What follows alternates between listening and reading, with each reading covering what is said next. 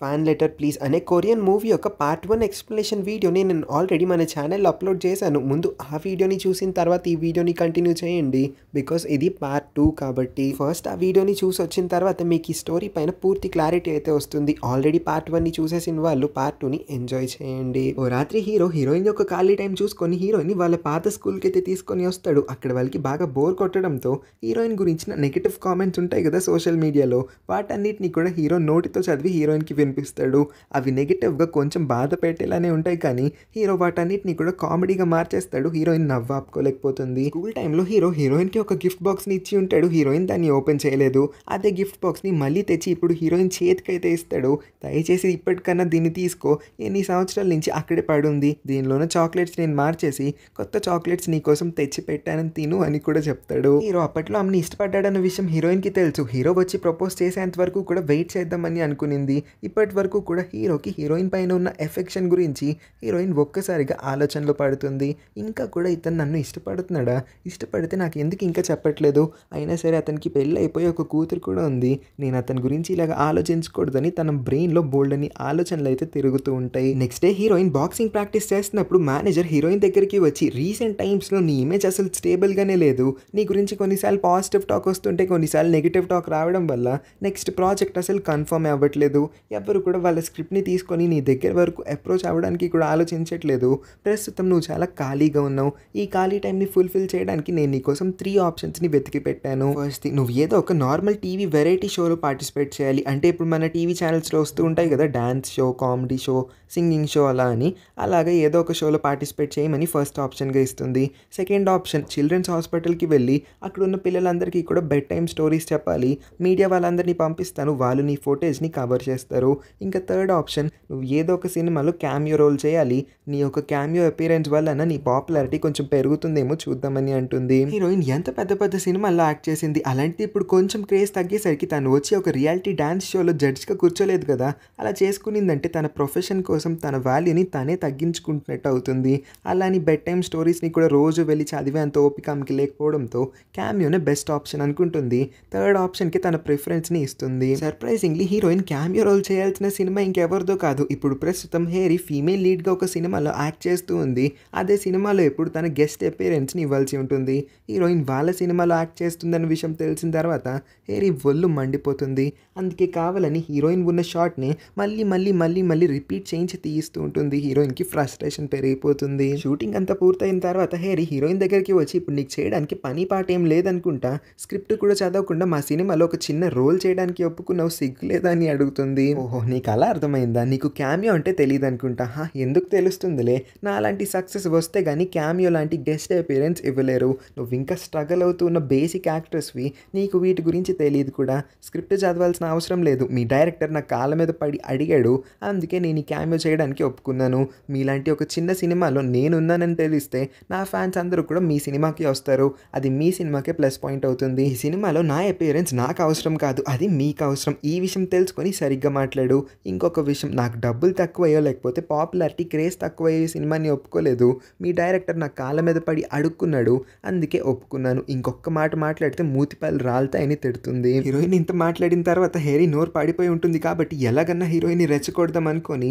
Heroine యొక్క past trauma గురించి ఇంకా హీరోయిన్ స్కూల్లో చేసిన చిన్న చిన్న తప్పులు వాటన్నిటి గురించి కూడా ఎత్తి హీరోయిన్ వాళ్ళ అమ్మ పెంపకం గురించి కూడా మాట్లాడుతుంది. ఇంకా హీరోయిన్కి ఒళ్ళు మండిపోయి హేరీని అక్కడున్న వాళ్ళందరి ముందు కూడా పచ్చి బూతులు తిట్టేస్తుంది. హీరోయిన్ లాంటి ఒక ఫేమస్ సెలబ్రిటీ ఇంత బూతులు తిట్టడం ఏంటి అని అక్కడున్న వాళ్ళందరూ కూడా షాక్ అవుతారు. హేరీకి కావాల్సింది కూడా ఇదే. ఇంత జరిగిన తర్వాత హేరీ ఎలాగైనా హీరోయిన్ పైన రివెంజ్ తీర్చుకుందాం అనుకుంటుంది. అందుకే డైరెక్ట్గా రిపోర్టర్ దగ్గరికి వెళ్ళిపోయి స్కూల్లో హీరోయిన్ చాలా వైలెన్స్ని పాటించేది, అందరినీ కొట్టేది, ఫ్యాన్స్ని రెస్పెక్ట్ చేసేది కాదు, లెటర్స్ అన్నిటిని కూడా చూడదు, ఒకసారి బర్డ్ని కూడా చంపేసింది, నన్ను కూడా కొట్టిందని ఉన్నవి లేనివి లేనట్టు ఉన్నవి అన్నీ కలిపేసి ఫుల్ నెగిటివ్గా చెప్పేస్తుంది.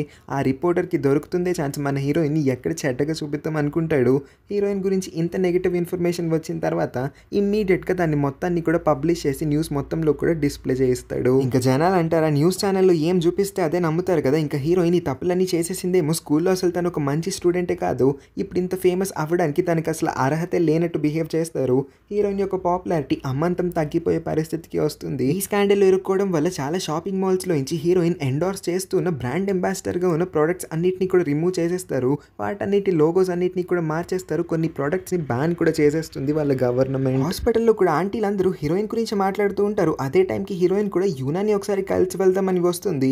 ఆంటీలందరి మాటలు విని తను కూడా డిసప్పాయింట్ అయ్యి అక్కడి నుంచి బాధగా వెళ్ళిపోతూ ఉన్న టైంలో హీరో దీన్ని చూస్తాడు. హీరోయిన్ వెనకాలే వెళ్ళి ఆమెని ఆపి, దీనిలో నీ తప్పేమీ లేదు, నువ్వు క్లారిఫై చేసేందుకు ఒక చిన్న వీడియో అప్లోడ్ చేస్తే చాలు, అంతా కూడా క్లారిఫై అయిపోతుంది, నువ్వే లేట్ చేస్తున్నావు, వెంటనే చేయొచ్చు కదా అని అడుగుతాడు. బట్ మన హీరోయిన్ పెద్దగా ఏం రియాక్ట్ అవ్వదు. హీరోయిన్ వాళ్ళ ఇంట్లో కూడా ప్రశాంతంగా ఉండలేకపోతుంది. రిపోర్టర్స్ ఇంకా మీడియా వాళ్ళందరూ కూడా ప్రతిరోజు తన ఇంటి ముందుకి వచ్చేసి ఫోటోలు తీస్తారు, ఆపకుండా క్వశ్చన్లు అడుగుతూ ఉంటారు. వాళ్ళ ఇంటి అడ్రస్ తెలియడం వల్లే కదా ఇదంతా జరుగుతుందని హీరో తన బాధని అర్థం చేసుకొని కొన్ని రోజుల వరకు హీరోయిన్ని వాళ్ళ ఇంట్లోనే ఉండమని అంటాడు. అంటే హీరోయిన్తో కలిసి ఒకే ఇంట్లో ఉండాలనేది అతని ఆలోచన అయితే అస్సలు కాదు. బికాస్ హీరో 24/7 తన కూతురు కోసం హాస్పిటల్లోనే ఉంటున్నాడు. ఈ మధ్య ఒక్కసారి కూడా తన ఇంటికి రావట్లేదు, ఇంట్లో ఎవరు ఉండట్లేదు కూడా. అందుకే హీరోయిన్ లాంటి ఒక సెలబ్రిటీని వాళ్ళ ఇంట్లో ఉండమని అతను అడిగాడు. బికాస్ హీరోయిన్ తెలిసిన అమ్మాయే, ఇంకా అతను కూడా ఇంట్లో ఉండట్లేదు, ఇల్లు ఖాళీగా ఉంటుంది, హీరోయిన్కి ఎటువంటి డిస్టర్బెన్స్ వాళ్ళ తరపు నుంచి కూడా ఉండదని హీరోయిన్ యాక్సెప్ట్ చేస్తుంది. వాళ్ళ ఇంట్లోకి వచ్చి కూడా ఉంటుంది. హాస్పిటల్లో ఇప్పుడు ఆంటీలందరూ కూడా హీరో పైన పడతారు. హీరో వయసులో ఉన్నాడు, అలా యంగ్గా ఇంకా అందంగా ఉన్న ఒక అబ్బాయి తన జీవితం మొత్తాన్ని కూడా ఇలా ఒంట్లో బాలేని కూతురు కోసమే టైం స్పెండ్ చేసేస్తూ ఉన్నాడు. తన యూత్ మొత్తాన్ని కూడా వృధా చేస్తూ ఉన్నాడు. భార్య వదిలేసి ఎటు ఎందుకు పోయిందో ఎవరికి తెలియదు. ఇప్పుడేమో ఏకంగా కంట్రీ ఒక ఫేమస్ హీరోయిన్నే పట్టాడు. ఆ అమ్మాయిని ఫ్రెండ్ అని బయటకు అందరికి పరిచయం చేస్తున్నా వాళ్ళిద్దరికి మధ్యన ఏదో జరుగుతుందని ఆపకుండా గుసగుసలాడుతూ ఉండేసరికి అదే టైంకి యూనా అక్కడికి వచ్చి ఈ మాటలని వినేస్తుంది. ఈ మాటలకి ఇంకా తను ఎలా రిప్లై ఇవ్వాలో కూడా తెలియక అక్కడి నుంచి ఏడ్చుకుంటూ ఎవరికి దొరకకుండా చాలా వేగంగా పారిపోతుంది. యూనా కాసేపటికి ఎవరికి కనిపించకుండా పోయేసరికి అందరూ కూడా యూనాని వెతకడం మొదలు పెడతారు. చాలాసేపు వెతికిన తర్వాత హీరోకి తన కూతురు బిల్డింగ్ యొక్క ఎడ్జ్ మీద నుంచొని ఉండడం కనిపించేసరికి అతని గుండె ఒక్కసారిగా జారిపోయినంత పని అవుతుంది. వెంటనే వెళ్ళి యూనాని వెనక్కి లాగేసి, ఏం చేస్తున్నావు, బుద్ధుండే ఈ పనులన్నీ చేస్తున్నావు అని అరుస్తాడు. అదేంటి నాన్న ఇప్పుడు నన్ను అంటున్నావు, ఆ రోజు అమ్మ మన ఇద్దరిని వదిలేసి వెళ్ళిపోయినప్పుడు కూడా నువ్వు ఇదే పని చేసావు కదా, బిల్డింగ్ ఎడ్జ్ దగ్గర నుంచొని ఏదో చేయబోయావు, అందుకే ఇలా చేస్తే ఏమైనా జరుగుతుందేమో అని నేను కూడా ఇక్కడికి వచ్చాను అని అంటుంది. హీరో యూనాకి అర్థమయ్యేలా చెప్తాడు, ఇలా చేయడం చాలా డేంజరస్, ఇంకెప్పుడు కూడా ఇంత పైకి వచ్చి ఇంత ఎడ్జ్లో అస్సలు నుంచోద్దని. ఇప్పటికీ జరిగింది చాలా ఎక్కువ అని హీరోకి అర్థమవుతుంది. తన కూతుర్ని సంతోషపెట్టలేకపోతున్నాడు, అటు హీరోయిన్ని కూడా తెగ బాధ పెట్టేస్తూ ఉన్నాడు. అందుకే హీరోయిన్ దగ్గరికి వెళ్ళి ఇంకా వాళ్ళిద్దరి మధ్యన దూరం పెరగడమే మంచి మార్గం అనుకుంటా. హీరోయిన్ వీళ్ళ జీవితంలోకి వచ్చిన తర్వాతే కదా హీరోయిన్ యొక్క రెప్యుటేషన్ డౌన్ అవ్వడం మొదలుపెట్టింది. అందుకే వీళ్ళిద్దరే హీరోయిన్కి దూరం అయిపోదాం అనుకుంటున్నట్టు చెప్తాడు. ఇంకెప్పుడు కూడా హీరోయిన్ అతన్ని కలవడానికి ప్రయత్నం చేయొద్దని కూడా రిక్వెస్ట్ చేస్తాడు. హీరో ఆమెతో మాట్లాడినంతసేపు కూడా హీరోయిన్ నార్మల్ ఎక్స్ప్రెషన్ పెట్టి ఉంటుంది. కానీ ఇంటికి వచ్చిన తర్వాత హీరోయిన్ ఏడుపుని మొదలు పెడుతుంది. అస్సలు ఏడుపుని ఆపుకోలేకపోతుంది. ఇన్ని రోజులు హీరోతో ఉంది, ఎంత నెగిటివ్ ఇన్ఫర్మేషన్ స్ప్రెడ్ అయ్యి హీరోయిన్ యొక్క డౌన్ఫాల్ అయినా సరే హీరోయిన్ సంతోషంగానే ఉంది. బికాస్ ఒకప్పుడు హీరోని ఈమె కూడా ఇష్టపడింది కాబట్టి. అలాంటిది ఇంత సడన్గా హీరోయిన్ వాళ్ళ జీవితంలో నుంచి పంపించేసేసరికి హీరోయిన్కి రిజెక్షన్ ఫీలింగ్ అయితే కలుగుతుంది. చాలా బాధ వేయడం వల్ల ఇంతలాగా ఏడుస్తూ ఉంది. హీరోయిన్ కూడా మిస్అండర్స్టాండింగ్స్ అన్నిటిని క్లియర్ చేయడానికి ఒక వీడియోని అయితే అప్లోడ్ చేస్తుంది. దానిలో తను ఎటువంటి తప్పు చేయలేదని క్లారిఫికేషన్ విత్ ప్రూఫ్స్ అన్నిటిని కూడా ప్రొవైడ్ చేసి తను సేవ్ చేసుకుంటుంది. అదేలా హీరోయిన్ యొక్క స్కూల్ బెస్ట్ ఫ్రెండ్ కూడా హీరోయిన్ ఎటువంటి తప్పు చేయలేదని, తప్పులన్నీ కూడా ఆ పనికి మాలిన హేరీని చేసింది. హీరోయిన్ ఏ రోజు ఏ స్కూల్ స్టూడెంట్ని ర్యాగింగ్ అస్సలు చేయలేదు. హీరోయిన్ కేవలం తన ఫ్యాన్స్ని మాత్రమే ఇగ్నోర్ చేస్తుంది. అదంతా కూడా తన ట్రామా వల్లే జరిగింది. దీనిలో హీరోయిన్ తప్పు పట్టడానికి ఏం లేదు, అది తన పర్సనల్ చాయిస్ అని క్లారిటీ ఇచ్చేసరికి అందరూ కూడా హీరోయిన్ ఇప్పుడు సపోర్ట్ చేయడం మొదలు పెడతారు. హేరీని తప్పు చేసింది, హేరీని స్కూల్లో అందరినీ ర్యాగింగ్ చేసి తను చేసిన పనులన్నీ కూడా ఇప్పుడు హీరోయిన్ పైకి నెట్టేయడంతో హేరీకి బుద్ధి చెప్పాలనుకున్న నెటిజన్స్ అందరూ కూడా హేరీ ఇప్పుడు పబ్లిక్గా అందరికీ అపాలజైజ్ చేయాలని అయితే ఆపకుండా తన సోషల్ మీడియాని బద్దలు కొట్టేస్తారు. ఇంకేం చేస్తుంది, జనాలు తనకి పబ్లిక్ అపాలజీ ఇష్యూ చేయడంతో తను ఒకవేళ పబ్లిక్గా అందరికీ సారీ చెప్పలేదంటే తనకి ఇంకా ఒక్క ప్రాజెక్ట్ కూడా రాదు, తన కెరీర్ ఇక్కడితో ఖతం అయిపోతుందని తెలిసి నచ్చకపోయినా సరే అందరి ముందుకి వచ్చి సారీ చెప్పి తప్పు మొత్తాన్ని తనే చేసింది, ఇంకెప్పుడు ఇది రిపీట్ అవ్వదన్న క్లారిటీని ఇస్తుంది. ఆ రిపోర్టర్ని కూడా మన హీరోయిన్ యొక్క ఫ్యాన్స్ అందరూ వెంటపడి మరీ వాడిని తరిమి కొడతారు. ఎందుకంటే హీరోయిన్ గురించి నెగిటివ్ ఇన్ఫర్మేషన్ స్ప్రెడ్ చేయడంలో ఆ పనికి మాలినోడే ఫస్ట్ ఉంటున్నాడు కాబట్టి. నిదానంగా హీరోయిన్ యొక్క ఇమేజ్ ఇంకా తన రెప్యుటేషన్ మొత్తం కూడా తిరిగి నార్మల్ స్టేట్కి వచ్చేస్తుంది. హీరోయిన్కి ఇప్పుడు ఏకంగా హాలీవుడ్లోనే లీడింగ్ ఫీమేల్ క్యారెక్టర్ చేసే ఆపర్చునిటీ రావడంతో తను ఇది మంచి ఆపర్చునిటీ అనుకుంటుంది. హీరోకి కొంచెం దూరంగా వెళ్ళి హీరో నుంచి మూవ్ ఆన్ అయిపోవడానికి. హీరోకి న్యూస్ వస్తుంది తన భార్య చనిపోయిందని. తన భార్య యొక్క అంత్యక్రియల్ని కంప్లీట్ చేయడానికి అయితే యూనాని తీసుకొని ఆ ప్లేస్కి వస్తాడు. కార్యక్రమం మొత్తం పూర్తయిపోయిన తర్వాత యూనా వాళ్ళ నాన్నని అడుగుతుంది, నాన్న నువ్వు హీరోయిన్ని ప్రేమిస్తున్నావా, మీ ఇద్దరి మధ్యన నేనే అడ్డులా ఉన్నట్టున్నాను కదా అని. లేదమ్మా నువ్వు నా సంతోషానివి, నువ్వు నాకు ఎప్పుడు కూడా ఒక అడ్డులాగా అస్సలు అనిపించలేదు, నీ హ్యాపీనెస్ మాత్రమే నాకు అందరికన్నా చాలా ఇంపార్టెంట్ అని ఇక్కడ యూనా కూడా చెప్తుంది. ఆ రోజు తను బిల్డింగ్ యొక్క ఎడ్జ్ దగ్గరికి వెళ్ళింది పైనుంచి కిందకి ఏమి దూకేయడానికి కాదు, దేవుడిని ప్రార్థించడానికి. దట్ హీరో ఇంకా హీరోయిన్ ఇద్దరు కూడా కలిసిపోవాలి, వాళ్ళ పేరెంట్స్ లాగా వాళ్ళిద్దరిని చూడాలనేదే తన కోరికని. ఈ పాయింట్లో హీరో కూడా రియలైజ్ అవుతాడు అతను తన కూతుర్ని ఒక పక్క పెంచుతూనే ఇంకో పక్క హీరోయిన్ని కూడా ప్రేమించి ఆ పనిని కూడా చేయొచ్చని. అందుకే వెంటనే హీరోయిన్ యొక్క మేనేజర్కి కాల్ చేసి హీరోయిన్ని అతను కలవాలనుకుంటున్నాడు. ఇప్పుడు ప్రస్తుతం హీరోయిన్ ఎక్కడుందో చెప్పమని అడిగినప్పుడు హీరోయిన్ ఎయిర్పోర్ట్లో ఉందని అనగానే హీరో కంగారు పడి ఎయిర్పోర్ట్కి వచ్చేస్తాడు. కానీ అతను తీసుకున్న డెసిషన్ చాలా లేట్ అయినట్టుంది.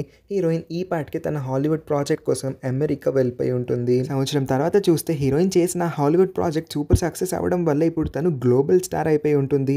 కొరియా నుంచి అమెరికా వచ్చి సక్సెస్ఫుల్గా ఫిల్మ్స్ చేస్తూ ఉన్న ఒక్కగానొక యాక్ట్రెస్గా మంచి పేరు రావడంతో హీరోయిన్ కెరీర్ చాలా స్మూత్గా సాగుతూ ఉంది. కొన్ని రోజులు వర్క్ నుంచి బ్రేక్ తీసుకొని మళ్ళీ తిరిగి తన హోమ్ ప్లేస్ అయిన కొరియాకి వచ్చేస్తుంది.